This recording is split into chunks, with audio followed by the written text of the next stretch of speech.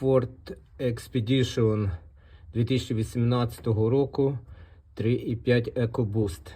Проблема на холодну стук з верхній частині двигуна. Зняли кришку і що у нас виходить?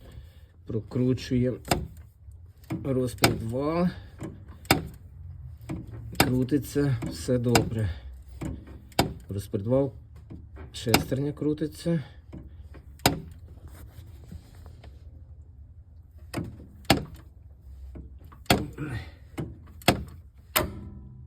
Так, був щелчок, проскочив розпредвал і тепер дивимося. Далі у нас зірочка крутиться, а розпредвал у нас стоїть на місці. І болт стоїть на місці, який фіксує, не крутиться. У нас погана муфта розпредвала, інтейк впускний.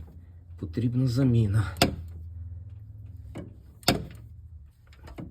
Муфта крутиться, болт стоїть. І розпредвал стоїть. І зараз буде ще один.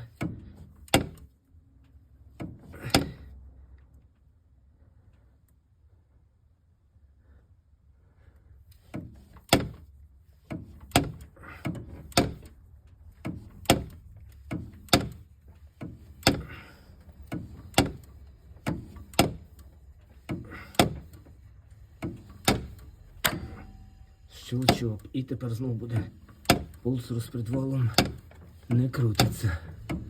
Ось така в нас проблемка.